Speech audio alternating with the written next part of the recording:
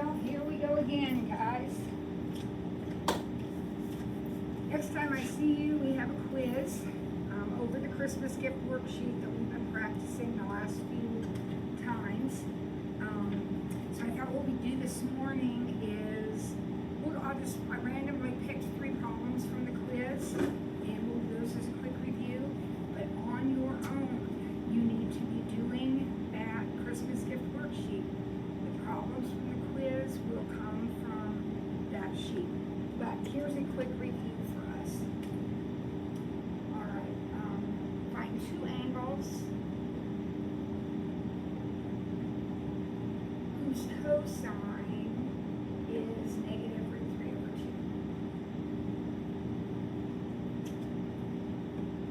All right, so that's the first one.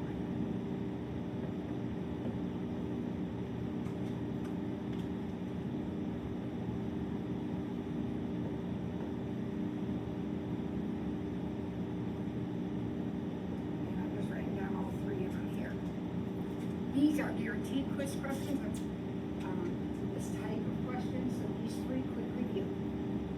I need cosine to be negative. Now I want you to think about this. Think about your butterfly bow tie. Think about, here are your angles right here. Cosine is negative.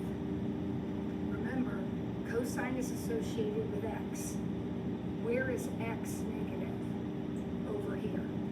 So whatever else is going on, I am in quadrant 2 or 3. That is where the cosine is a negative number. Okay? Now, if cosine is root 3 over 2, then that means this side is root 3, and this side is 2, and that side is 1. So my angle, my reference angle right there across from the 1 is 30. In both triangles, the triangles are always congruent. Now, do not say 30. 30 cannot be the answer because remember, 30 is right here in quadrant 1. You need the 30 that is in quadrant 2. So you need the butterfly bow tie that makes a 30-degree angle in quadrant 2. So keeping in mind that this is 150, the answer is 150. Keeping in mind that the axis here is 180, 30 degrees shy of that would be 150. And then likewise down in quadrant 3, keeping in mind that that's 180 and we're going 30 past, the red angle is 210 degrees. If we are answering in radians, you can convert those to radians. Pi over 180 equals 150 over x. For example, x over 150. I'm having a rough time this morning. X over 150. Or you can remember that 30 is a 1/6 of pi. Now I know some of you right now are like, what? Remember, pi is 180. 30 is a 1/6 of 180. So 30 will be pi over 6. 180 is pi. So just like 150 was 180 minus 30, the blue angle will be pi minus pi over 6, which that's 1 minus a 6, that's 5 pi over 6. Just like the red angle was 180 plus 30, the red angle in radians will be pi plus pi over 6, which is 7 pi over 6.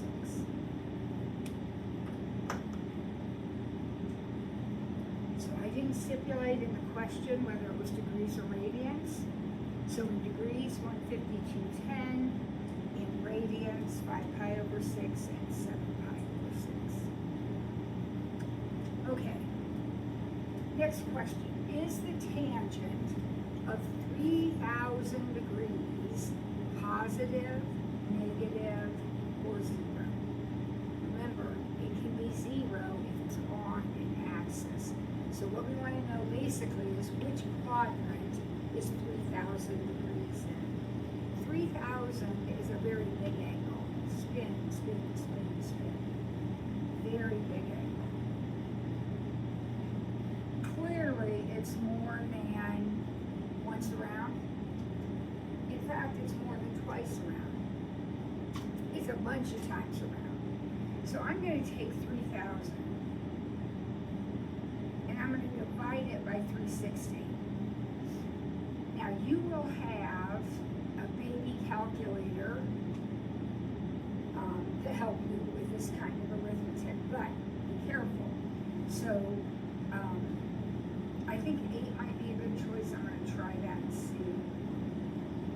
Yeah, that looks like a good choice. And what's left is 120. So I am dividing by 360 to see how many times I spin around. And apparently I spin around 8 times and then have 120 degrees left. So if I were to graph 3,000 degrees, it would end up in quadrant 2 because I take out all the extra revolutions and I'm left with 120 degrees. Now be careful because if you just straight up divide on the calculator, you're going to get a decimal. You need to know how many degrees are left. Okay? So I would suggest letting the calculator help you, but maybe dividing by hand. Okay, anyway, I'm in quadrant 2. If I am in quadrant 2, I know this side's negative and that side's positive. The hypotenuse is always positive. The tangent is opposite over adjacent. So that's plus over minus, so it looks like the tangent of 3,000 is a negative number. We don't care what the number is. Actually, we could find this one because that's a special angle, but we don't need to. We just want to know is it positive or negative. And then finally, find a positive and negative coterminal angle for 5 pi over 9. Now remember, coterminal angles are kind of like this. Coterminal angles are angles that stop and start in the same place. So just like 3,000 starts at 0, of course, and stops here, just like 120 starts here and stops here. We need to find an angle that will start and stop with where 5 pi over 9 starts and stops. So what did we do over here? We just got rid of some revolutions. So to find a positive coterminal angle, we're just going to add a revolution. Remember, a revolution is 2 pi. So we're going to add 2 pi. And then we're going to subtract 2 pi. So 5 pi over 9 plus 2 pi. The common denominator.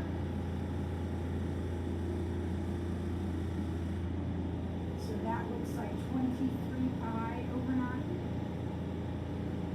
And this one will be 5 minus 18. Negative 13 pi.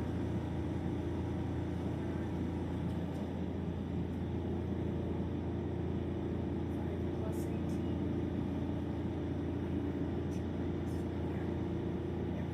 There we go. Okay? All right. Now, let's get back to our notes. We have one more problem to do.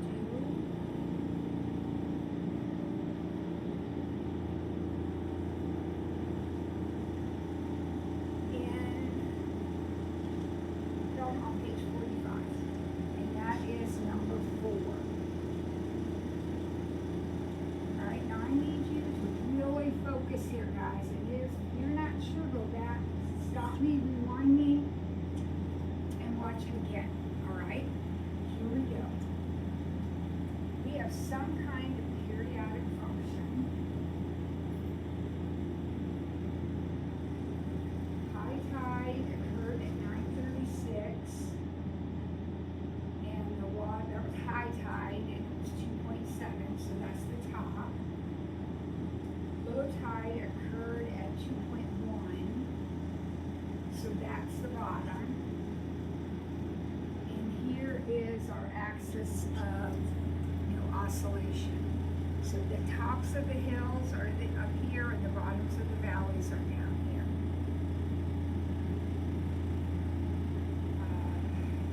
Period of half a lunar day. Okay, so first of all, let's change all of the times into decimals. Okay, so we have 9:36 a.m. So that's 9 point, I'm going to do 36 divided by 60, and that's 6. So high tide, right, that was high tide. Yes, high tide occurred, I'm just going to put it right here, 9.6, and that is high tide. Okay, so at time 9.6, that was high tide. And then 3:48 p.m.,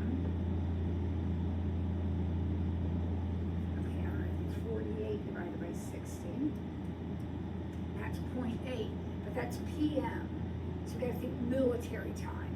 This is 15.8. Noon would be 12, and then 3 hours later would be 15. And 48 divided by 60 is 0.8. So out here at 15.8 is low tide.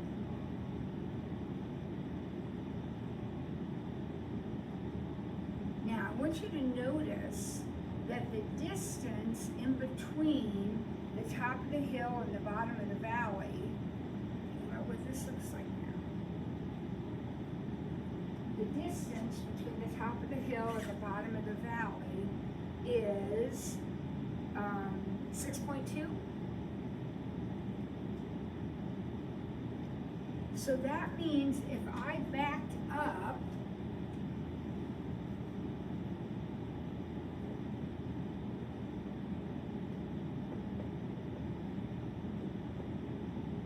another 6.2, I would be at, let's see, 6.2, 3.4. And that would be another low tide.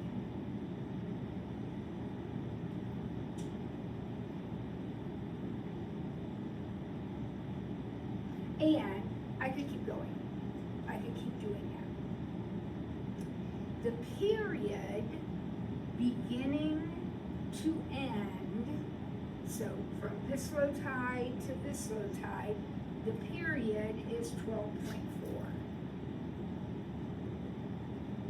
Which they told me in the problem, they said 12 hours and 24 minutes, and that's 12.4, but my picture is showing that. Okay, now, right here in the middle of 2.1 and 2.7, so between low tide and high tide, right in the middle would be 2.4.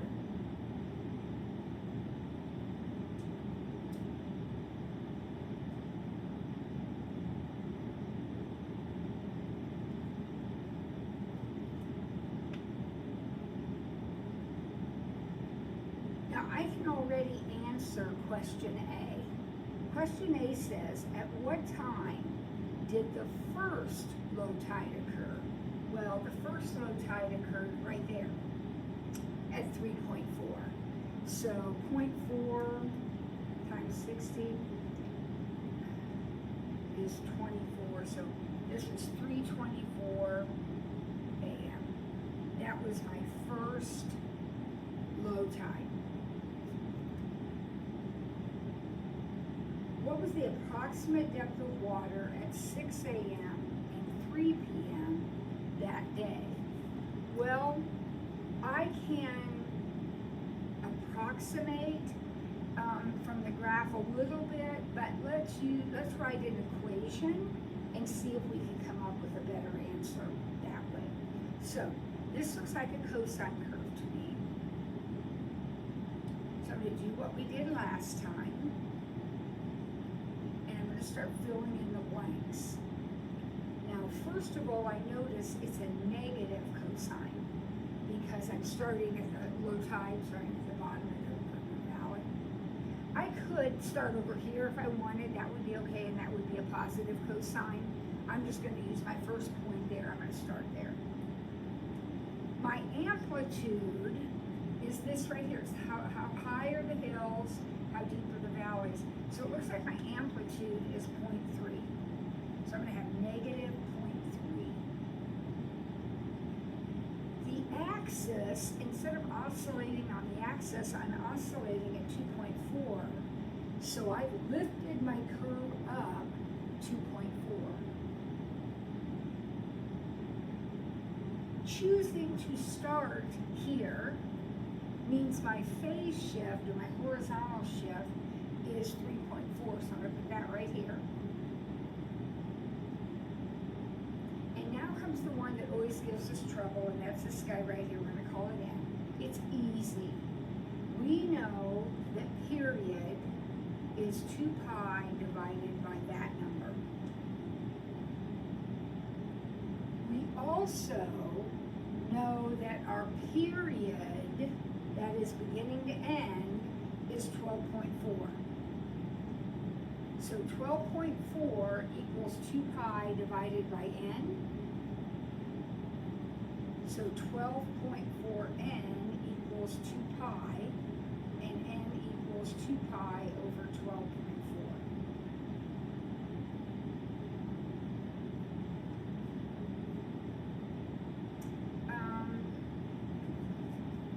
Let's see, what is 2 divided by 12.4?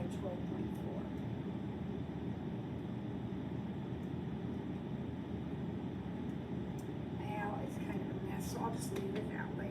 So I'm going to put 2 pi divided by 12.4.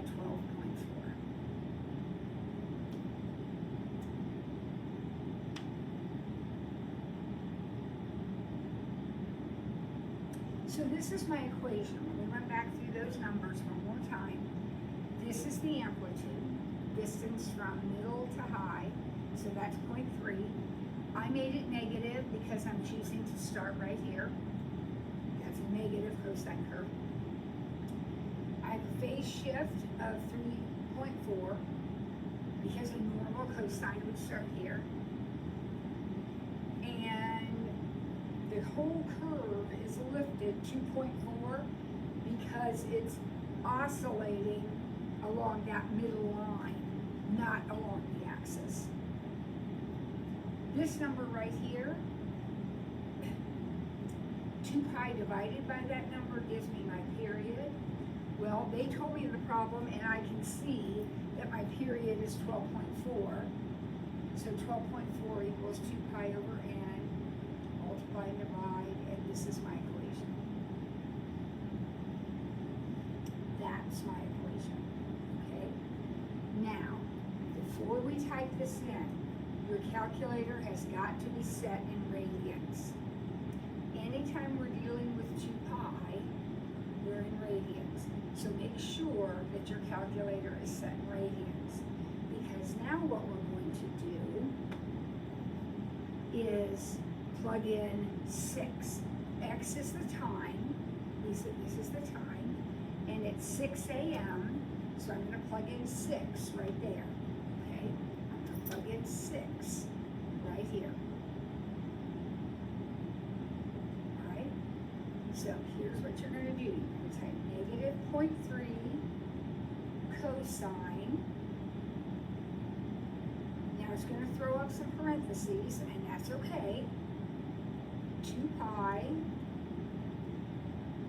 divided by 12.4, and then another set of parentheses, 6 minus 3.4, because I'm doing 6 o'clock, I'm putting 6 in there. Close both sets of parentheses and add 2.4.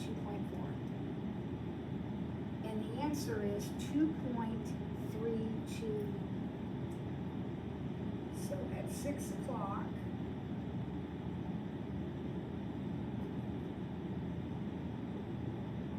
it's 2.2 or 2.325.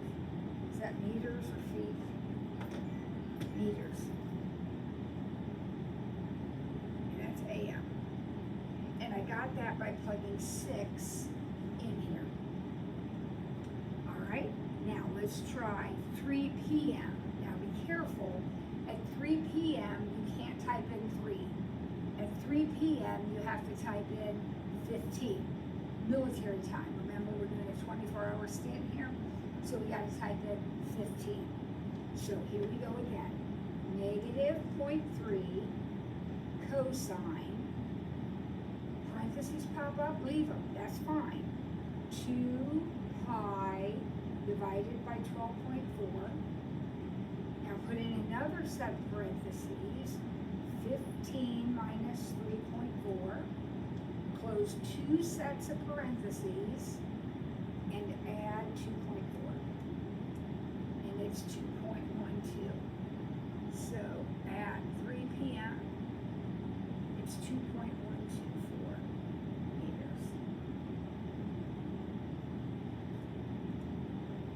Now, that should make sense to you, because remember, low tide here was 348.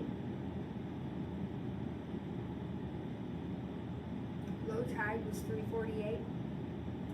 So just before that, it was almost a low tide, so it's just a little bit above 2.1. All right, and finally, what was the first time on July 4th when the water was 2.4 meters deep? We don't need a calculator for this one, because 2.4 is where we cross here.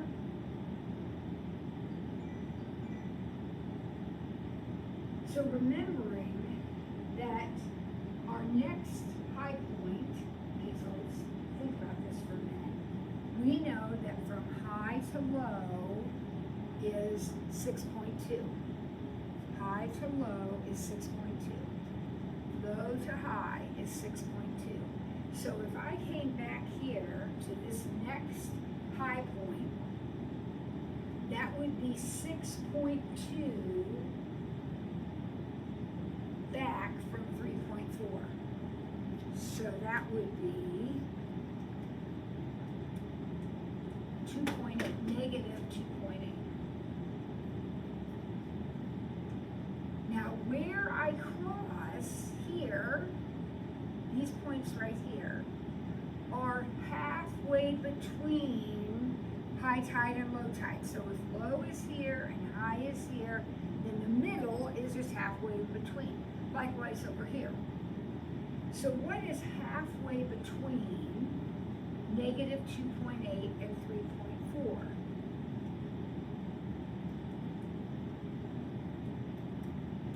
.3.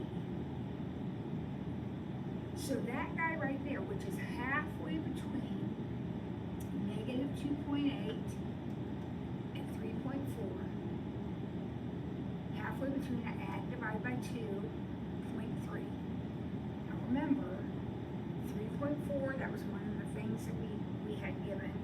I backed up another 6.2, and that gave me this high point, which was negative, so it's like yesterday. I find when I'm in the middle, it's at 0.3. 0.3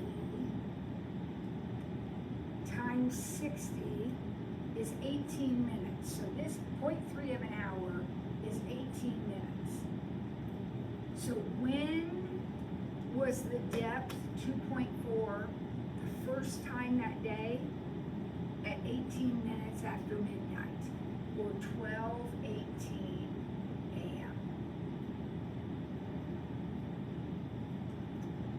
All right, there's a lot there, guys, but 4.4 is over, so that homework will be due on Thursday. So homework 4.4 will be due on Thursday.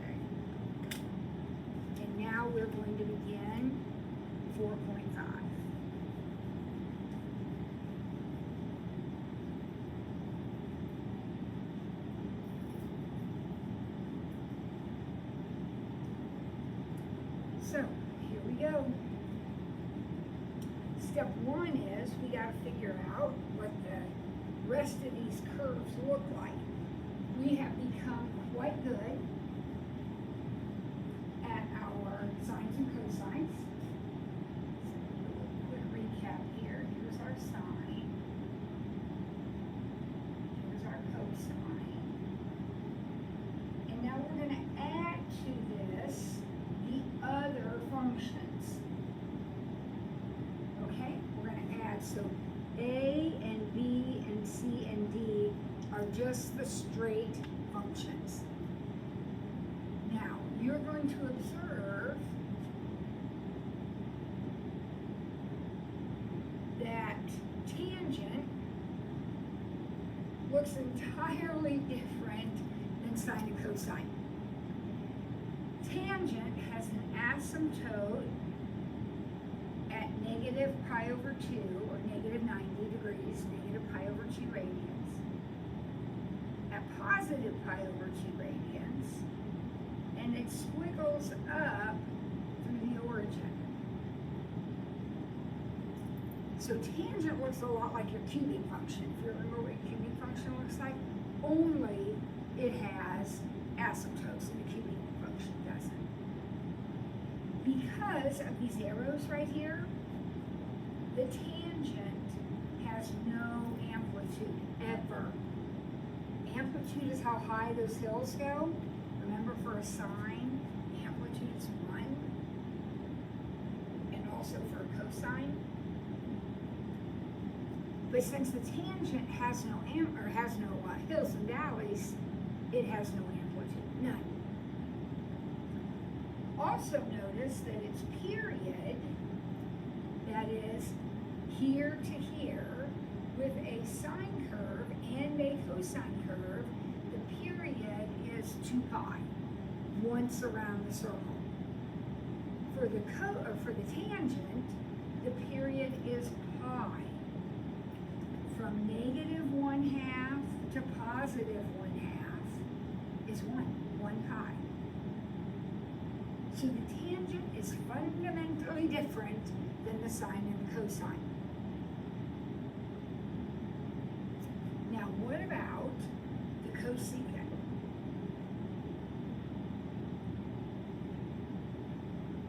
Well, I want you to remember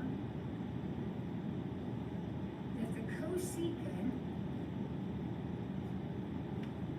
is the reciprocal of the sine. So to graph a cosecant, let's start by graphing a sine. I'm going to dash it, but you can do whatever you want. That's okay. I'm just dashing it. That's my sine curve. I know my labels: pi over 2, pi, 3 pi over 2, 2 pi. Amplitude is 1. This is that is my sine curve. Now, I have got to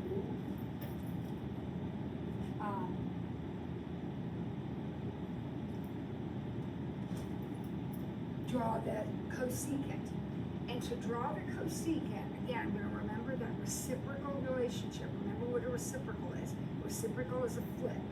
So I am going to take my sine curve, and I am going to drop in asymptotes where it crosses the x-axis. Now, please don't be confused by this. Right here, and right here, the sine is 0. When you take the reciprocal of 0, it becomes undefined. 1 over 0, undefined. Undefineds are graphed as vertical asymptotes. So wherever the sine crosses the axis is going to be undefined asymptote. Then we're going to take the little parabolas, here's the hill, and flip them. Remember, the cosecant is the reciprocal of the sine. It's the flip of the sine. So I take my sine curve, drop in asymptotes, and flip. The period of the cosecant is still 2 pi.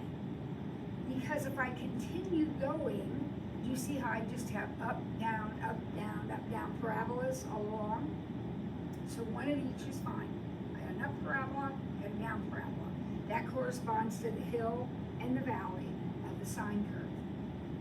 How about amplitude though? Amplitude, there is none. There is no amplitude because again, amplitude is the height of the hill. And cosecants have no height.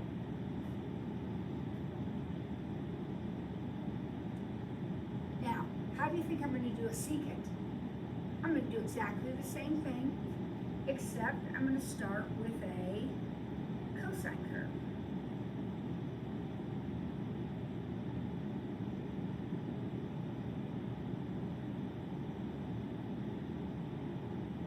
So I'm starting with my cosine.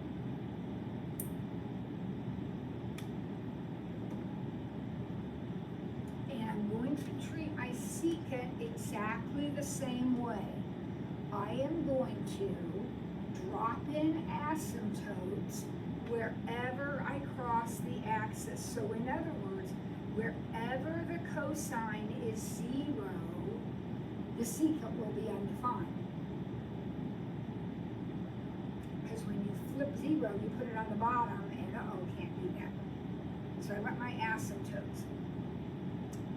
This one right here is easy to see, I think, that little parabola opening down. I think that's pretty easy to see. These not so much because they're split. So if you can imagine this thing continuing, there is that piece of it. It would be the whole hill. There's that piece of it. And then over here, imagine that continuing. There's that piece of it. So again, that does continue. If it helps you to draw more of it, go ahead. You do not have to draw more of it, but you're always welcome to draw more of it, as long as you've labeled it appropriately. Amplitude, none. Period, 2 pi. Has the same period as the cosine. No amplitude because we have no height. Cotangent. Reciprocal of tangent. Now remember, for the tangent, we have asymptotes, so we're undefined here and here, and we're 0 here. The cotangent is going to be opposite of that. So the cotangent is going to be undefined at 0 and undefined at pi. And it's going to go through pi over 2. Because it's the reciprocal, it's going to be upside down. So instead of going up, it's going to go down. The period of the cotangent is pi, just like the period of the tangent, and there is no amplitude.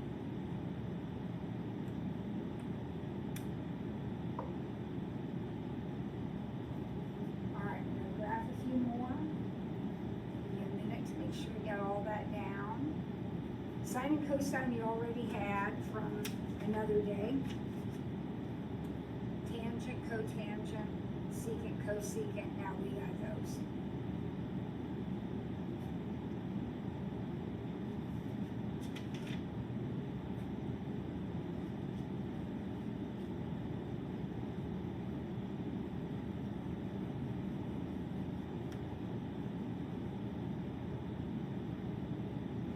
Alright, so now letter E.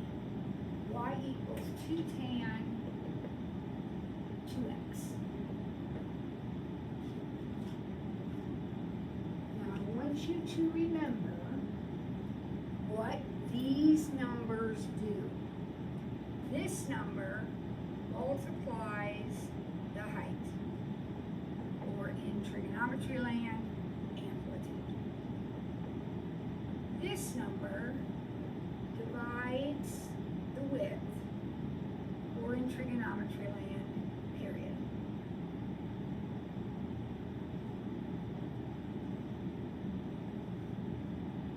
I know that a tangent has asymptote,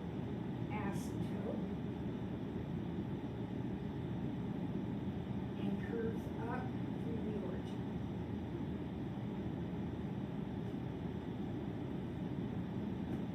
Now what about this 2 out in front? Do I have an amplitude? No, this thing has no amplitude. What does that 2 actually do? Well, it actually straightens the curve out and makes it steeper, but we're not like potted points and all that, so I'm not even going to worry about it. That 2, I'm not even going to worry about. It does change the curvature so that maybe it would look more like this, straighter, but I'm not going to worry about that. I'm certainly not going to try to judge that on your paper. So we're going to ignore that 2. The only time that 2 is going to matter is if it's negative. Because if it's negative, it'll turn the picture upside down. But for now, I'm not going to worry about that 2. Okay? There's my picture. Now, what does that guy do? Well, he divides the period. So the normal period of a tangent is pi. I think I erased it, but we have it written down. The period of a tangent is pi. So this period is going to be pi over 2. That means that from here to here is pi over 2. 1/2. If this is 1/2, then don't I have to be a 4th in each direction? Because a 4th this way and a 4th this way would add up to 1/2. There it is. Done.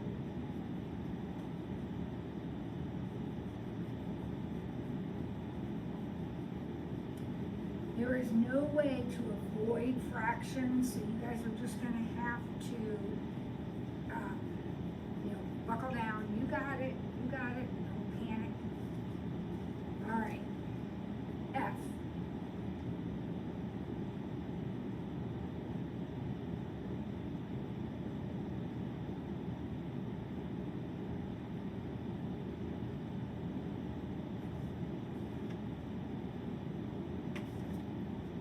First thing I'm going to do is graph a sine. I am not very good at just graphing cosecants, so I'm going to graph the corresponding sine curve. So here's what I'm going to do. I'm going to pretend for a moment that this is a sine.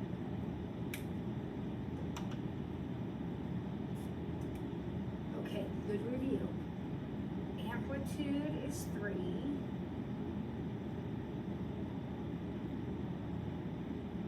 Phase shift is pi over 3, so I'm starting at pi over 3.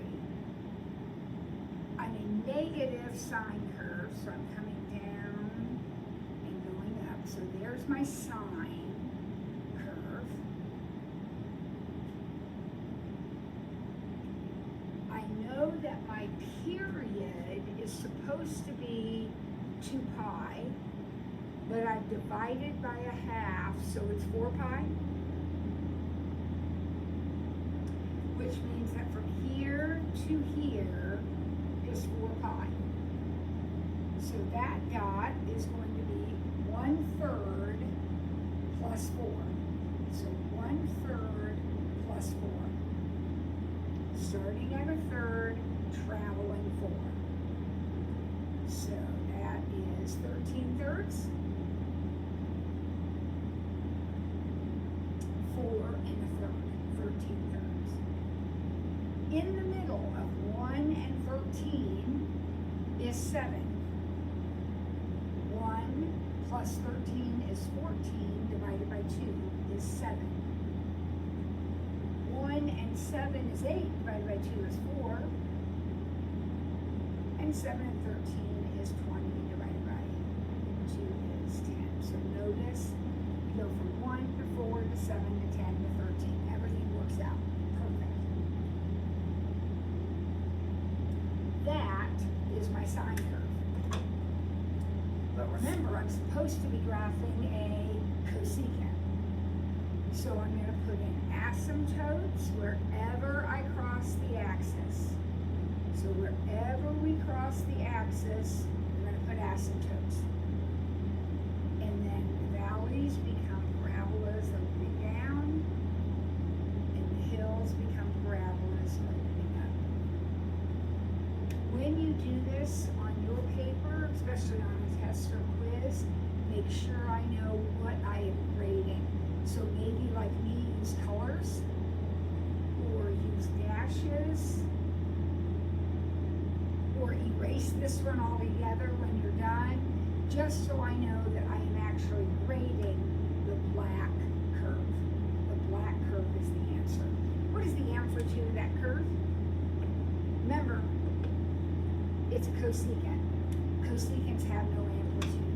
Cosecants, secants, tangents, and cotangents never have amplitude. They don't have height. They go up and down forever and ever. So regardless of the 3 is important. Absolutely the 3 is important, right? But it isn't the amplitude. Period was 4 pi. We already figured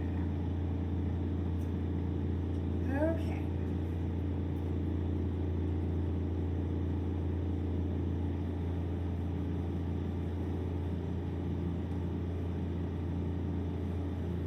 Here we go.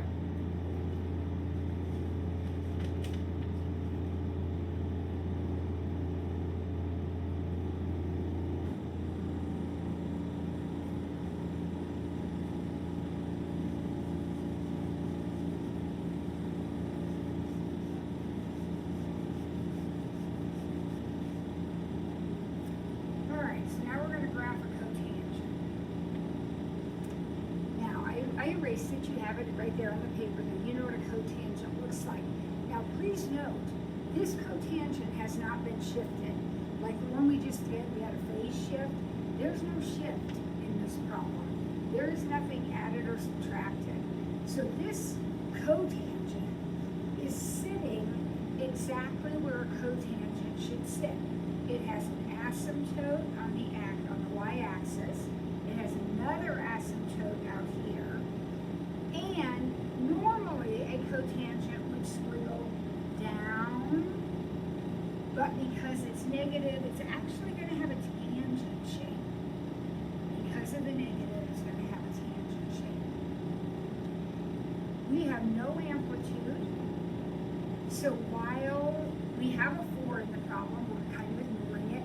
It will change the curvature of your curve. It'll make it steeper. But I'm not worried about that. You don't need to worry about that. We are worried though about the negative. That turns it upside down and makes it look like a tangent. The period of a cotangent is supposed to be pi. This one has been divided by a 4th though, so its period is 4 pi. That means here to here is 4 pi. Okay, since that's 0, that's 4 pi. And right smack dab in the middle is 2 pi, and we are finished. That is it for that one. All right, 2 more and we'll be done for the day.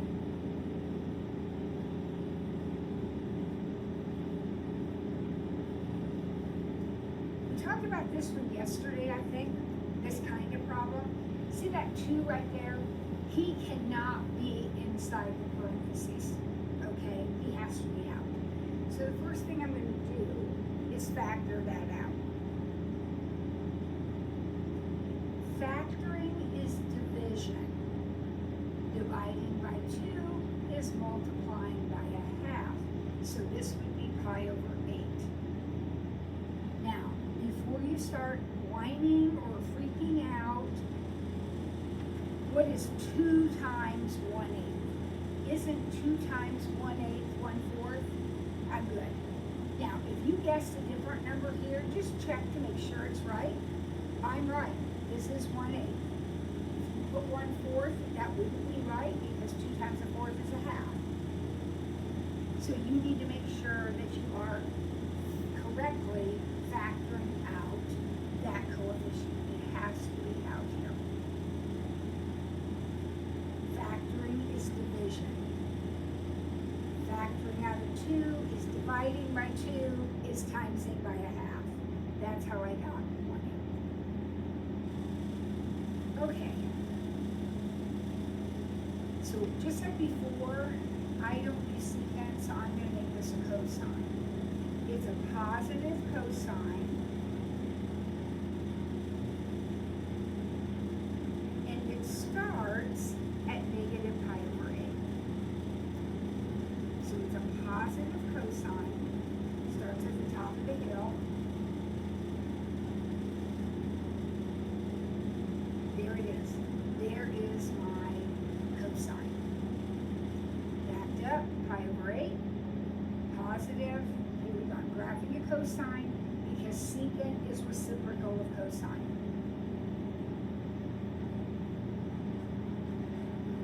The period is supposed to be 2 pi, but I've divided by 2, so the period is pi. That means from here to the end is pi. So to get this right here, I'm going to start at negative 1/8 and add 1. Start at negative 1/8 pi, add a pi. So that's going to be 7 pi over 8.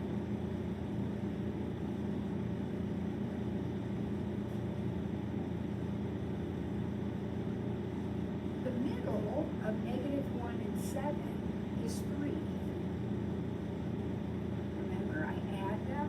Negative 1 and 7 makes 6. And I divide by 2. The middle of negative 1 and 3 is 1. Negative 1 plus 3 is 2. Divided by 2 is 1. In the middle of 3 and 7 is 5. So there is my cosine curve. It looks absolutely magnificent. But I was supposed to graph a secant. So every time I cross the axis, I drop in an asymptote.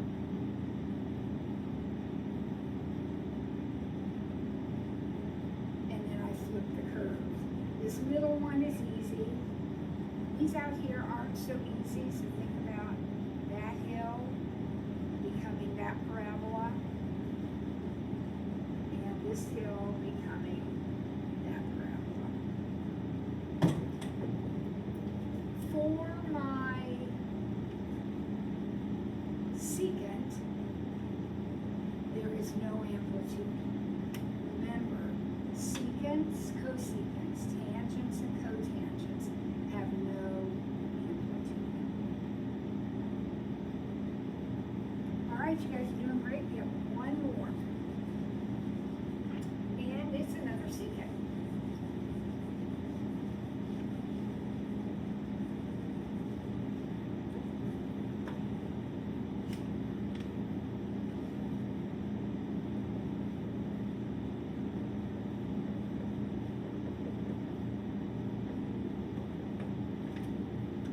People do this different ways. I'm just going to wait on the vertical shift. Remember, this goes up 1. I'm going to do that at the very, very end of the problem. I am going to deal with this right here, first of all. Okay? So, what have I got? I'm ignoring that up 1. I'm ignoring that. I'm going to start at pi over 6. I'm graphing cosine first. I'm a positive cosine. Start here. Positive cosine.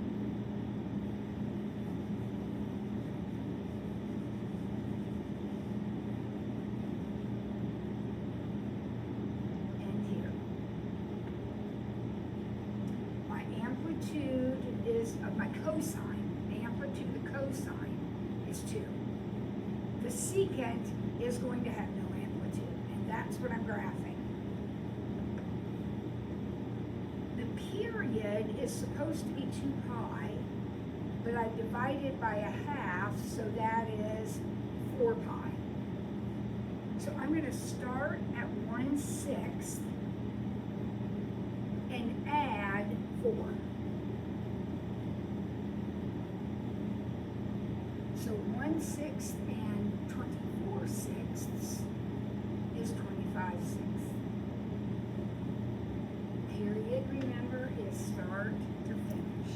So traveling 4 pi. Right here in the middle, 1 and 25 is 26. Half of that's 13. 1 and 13 is 14. Half of that is 7. 13 and 25 is 38. Half of that is 19.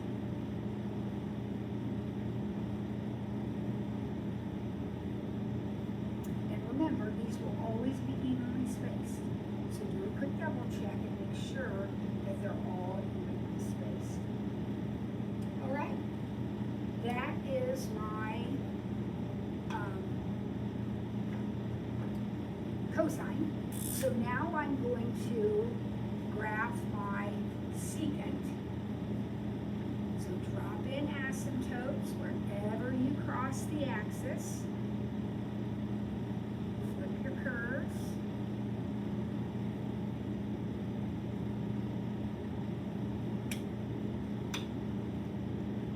And I'm perfect, except what do I still need to do? I still need to lift everything up 1. So instead of this being at 2, it's going to be up here at 3. Now, the asymptotes don't change. So now it looks like that. Instead of this being at -2, it's now going to be at -1. Everything gets lifted up. And this one likewise is coming up to 3. So there's a lot going on in that picture, but the answer, and it's okay, if you have all of that in your picture, it's great. Just make sure I know which one I'm grading, if it's for a grade. The actual answer is just the pink. But it's okay if you have all the other stuff in there too. But the answer is just the pink. Okay, for this one, period is 4 pi. Amplitude, there isn't one. Phase shift is pi over 6. Vertical shift is up 1. And remember, the frequency is the reciprocal of the period. So 1 over 4 pi. All right, my friends. Quiz next time I see you in person over the Christmas gift worksheet. Have a great day.